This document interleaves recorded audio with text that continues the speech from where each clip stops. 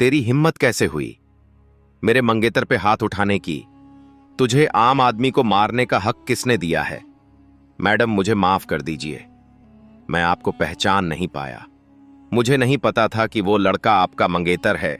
दोपहर का वक्त था जिसमें हवा को चीरती हुई एक भारी भरकम चमचमाती हुई काली रॉयल एनफील्ड बुलेट भागी जा रही थी। बाइक चला रहा था आर्यन अरोड़ा, जो पेशे से सॉफ्टवेयर इंजीनियर था लेकिन दिल से किसी हीरो से कम नहीं था। चौड़े कंधे, आंखों में शरारत और चेहरे पर एक ऐसी मुस्कान जिसे देखकर किसी का भी दिन बन जाए। उसके पीछे बैठी थी कमिश्नर तारा सिंह, लेकिन आज वह कमिश्नर नहीं थी। आज उसने अपनी खाकी वर्दी को खूंटी पर टांग दिया था। आज वह बस तारा थी। उसने एक हल्की पीच रंग की कुर्ती पहन रखी थी। उसने अपने हाथ आर्यन के कंधों पर नहीं बल्कि उसकी कमर में कसकर डाल रखे थे और अपना सिर हल्का सा उसकी पीठ पर टिका दिया था। आंखें बंद थीं और चेहरे पर एक सुकून भरी मुस्कान थी। आर्यन ने बाइक चलाते हुए थोड़ा जोर से कहा, ओए मैडम, आंखें बंद करके क्या किसी गैंगस्टर का सपना देख रही हो? तारा ने आंखें खोले बिना ही उसकी पीठ पर हल्का सा मुक्का मारा। चुप करो, गैंगस्टर तो तुम हो, आर्यन ने नाटक करते हुए कहा। मैंने क्या किया? तारा ने उसकी पीठ पर अपनी ठुंडी टिकाते हुए कहा। दिल चुराया है और क्या? ओहो हो, यह हुई ना बात। आर्यन खिलखिलाकर हंस पड़ा। तो बताओ, इस गैंगस्टर को क्या सजा मिलेगी मैडम डीसीपी? तारा ने सोचते हुए कहा, सजाए मौत नहीं, वह कम है। तुम्हें मिलेगी उम्र कैद मेरी जिंदगी की जेल में। हाँ, कबूल है जज साहिबा, खुशी खुशी कबूल है। वैसे यह जेल 2 दिन बाद शुरू हो रही है ना? तारा मुस्कुरा दी। हाँ, 2 दिन, सिर्फ 2 दिन। 2 दिन बाद उसकी और आर्यन की सगाई थी। उसकी जिंदगी के सबसे खूबसूरत दिन। घर का हाल तो पूछो ही मत। ऐसा लग रहा था जैसे घर में कोई शादी महोत्सव चल रहा हो। दूर दूर की चाचियां, मामियां, बुआ सबने डेरा डाल रखा था। सुबह से रात तक हल्दी, मेहंदी, गाने बजाने और यह लाना है वह लाना है कि बातें होती रहती। मां तो जैसे हवा में उड़ रही थी। तारा को पिछले 1 महीने से एक बड़े रैकेट के पीछे भागते भागते सांस लेने की फुर्सत नहीं मिली थी और आज उसने जबरदस्ती 2 दिन की छुट्टी ली थी। अभी घर से निकलते वक्त भी मां ने उसे 100 हिदायतें दी थीं और सुन, शॉपिंग करने जा रहे हो, ठीक है, पर अंधेरा होने से पहले घर आ जाना। तुझे पता है ना, सगाई से पहले लड़की को ज्यादा बाहर नहीं निकलना चाहिए, नजर लग जाती है। तारा को इन बातों पर हंसी आती थी। नजर लगेगी? कमिश्नर तारा सिंह को उसने सोचा था, जिसके नाम से शहर के गुंडों को नजर लग जाती है, लेकिन वह मां से बहस नहीं कर सकती थी। वह तो बस इस घर के किचकिच से कुछ देर के लिए आजाद होना चाहती, आर्यन के साथ, सिर्फ वो और आर्यन। वैसे आर्यन ने उसे उसकी सोच से बाहर निकाला। घर पर जो तमाशा चल रहा है, मेरा मतलब है जश्न, उसे छोड़कर भागने का आइडिया किसका था? तारा ने शांत से कहा, मेरा? क्यों, तुम्हें अपनी होने वाली बीवी का हुक्म मानना पसंद नहीं आया? आर्यन ने शरारत से कहा। अरे बहुत पसंद आया। वैसे भी मुझे पता है तुम शॉपिंग के बहाने निकली हो। असली मकसद तो मेरे साथ बाइक पर घूमना था, है ना? हो सकता है। अच्छा, एक बात सीरियसली बताओ, सगाई के बाद तुम ऐसी ही सख्त रहोगी या थोड़ा नरम पड़ोगी? मतलब मेरे दोस्त पूछ रहे थे कि भाई तेरी बीवी तो कमिश्नर है, घर में भी परेड कराएगी क्या? तारा को जोर से हंसी आई। तो तुमने क्या कहा? मैंने कहा भाई परेड तो रोज होती है प्यार की। तारा मुस्कुराई। बहुत चालू हो, लेकिन हां, अपने दोस्तों से कह देना कि होशियार रहें और तुम भी कान खोलकर सुन लो। मिस्टर आर्यन अरोड़ा, अगर सगाई के बाद तुमने गीला तौलिया बिस्तर पर फेंका, वो तो आर्यन ने हंसते हुए पूछा। तो तारा ने मजाक में कहा, तो उसी तौलिया से तुम्हारा गला घोंट दूंगी। आर्यन ने डरने का नाटक किया। बाप रे, सीधा मर्डर, कोई यह और एफआईआर नहीं, कोई गिरफ्तारी नहीं। तारा ने कहा, होने वाले पति के लिए इतना तो कर ही सकती हूं, सीधा सजा पारी। हां, आर्यन की हंसी पूरी सड़क पर गूंज गई। मान गया। मैडम, तुम घर में भी डीसीपी ही रहोगी। वैसे एक बात कहूं, कहो, मुझे तुम ऐसी ही पसंद हो, बिल्कुल तूफान की तरह तरह। तारा ने उसकी कमर में अपनी पकड़ और मजबूत कर ली। तो मतलब मैं तुम्हारी जिंदगी का तूफान हूं? बिल्कुल, आर्यन ने कहा, और मैं वह खुशनसीब इंसान हूं जिसे इस तूफान से प्यार हो गया है। तारा कुछ नहीं बोली। उसने बस अपना सिर उसकी पीठ पर और गहरे से टिका दिया। यह आदमी, यह उसे जानता था, यह उसे समझता था, यह उसकी वर्दी के पीछे की तारा से प्यार करता था। और क्या चाहिए था उसे? पलासिया चौक तक जाने वाला रास्ता वैसे जैसे जैसे करीब आ रहा था, सड़क पर भीड़ और शोर दोनों बढ़ता जा रहा था।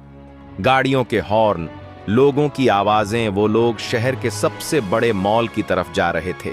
बस पहुंचने वाले हैं, आर्यन ने कहा। वैसे अंगूठी तो मां और तुम्हारी मां ने मिलकर पसंद कर ही ली है। तुम्हें कुछ और लेना है? कोई ड्रेस देख लेंगे, तारा ने कहा। मुझे शॉपिंग से ज्यादा बस ये अच्छा लग रहा है कि मैं तुम्हारे साथ हूं, आर्यन ने बाइक का हैंडल घुमाते हुए कहा।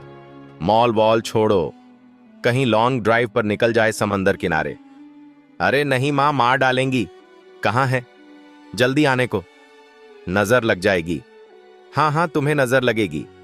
अच्छा ठीक है, चलो जल्दी से शॉपिंग खत्म करते हैं, फिर घर लौटते हुए तुम्हारी फेवरेट वाली आइसक्रीम खाएंगे। डील डबल डील, तारा ने कहा। वो दोनों हंस रहे थे।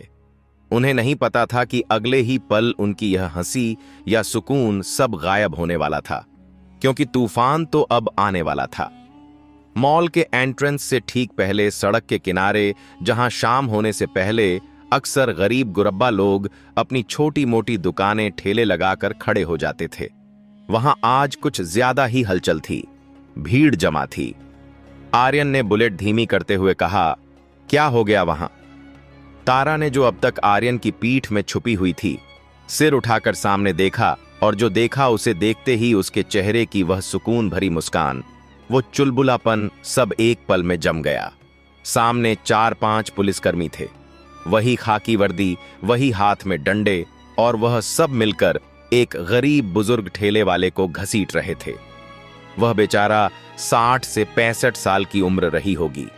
फटे पुराने मैले से कपड़े, कमजोर सा शरीर, जो शायद 2 वक्त की रोटी के लिए दिन भर ठेला खींच खींच कर और घिस गया था।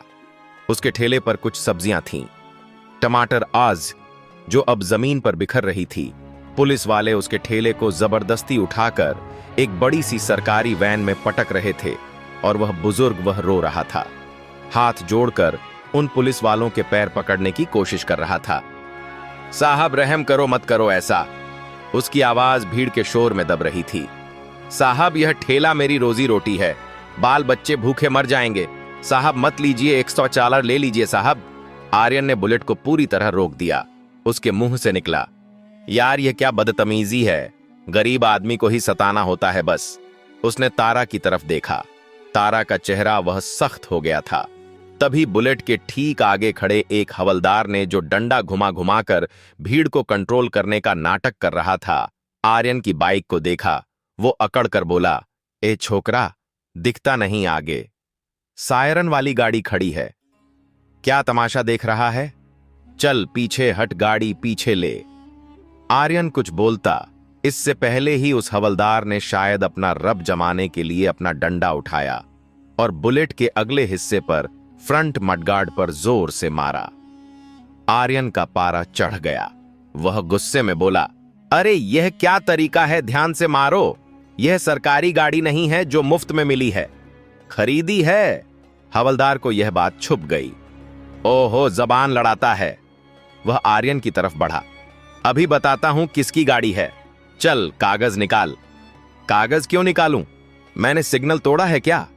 आर्यन भी अड़ गया। पीछे से तारा की आवाज आई, आर्यन शांत। वो धीरे से बुलेट से उतरी, बिल्कुल शांत। उसने अपना मिंट रंग का दुपट्टा कंधे पर ठीक किया। वह उस हवलदार की तरफ बढ़ी। आप लोग यह क्या कर रहे हैं? हवलदार ने उसे ऊपर से नीचे तक घूरा और सोचा, खूबसूरत लड़की है, अच्छे कपड़े पहने हैं, लगता है किसी अमीर बाप की बेटी है जो गरीबों के लिए हमदर्दी दिखाने आई है। उसने तुनक कर कहा, मैडम आप अपने काम से काम रखो, यहां रोज का तमाशा है, यह लोग यहां ठेला लगाकर पूरा रास्ता जाम कर देते हैं, चलो हटो यहां से, अपना काम करने दो। तारा ने एक ठंडी निगाह उस हवलदार पर डाली। अभी तक उसने अपनी पहचान नहीं बताई थी, वह बस एक आम नागरिक की तरह बात कर रही थी। तारा ने कहा, रास्ता तो आप लोगों ने रोका है और वह बुजुर्ग आदमी आपसे भीख मांग रहा है। आप उसका ठेला ले जाने के बजाय उसका चालान काट सकते थे। उसका सामान, उसकी रोजी रोटी को ऐसे सड़क सड़क एत पर फेंकने की क्या जरूरत थी? हवलदार हंसा। ओहो, तो मैडम आज हमें कानून सिखाएंगी। वाह! वो बाकी पुलिस वालों की तरफ देखकर हंसा। अरे सुनो रे, आज हमें मैडम से कानून का पाठ पढ़ना है। बाकी सब भी हंसने लगे। तारा चुप रही। उसका चेहरा भाव शून्य था। देखो मैडम, हवलदार अब थोड़ा गुस्से में बोला, ज्यादा लेक्चर मत निकलो यहां से, वरना सरकारी काम में बाधा डालने के जुर्म में तुम पर भी केस लगा दूंगा। तारा ने बिना मुड़े कहा, आर्यन तुम बाइक साइड में लगाओ। आर्यन अभी बाइक सीधी कर ही रहा था कि तभी वैन में से जो अब तक यह तमाशा देख रहा था वह बाहर आया। इंस्पेक्टर रणबीर 40 से 42 साल की उम्र। उसने आते ही अपनी भारी कर्कश आवाज में कहा, क्या हो गया गोपाल?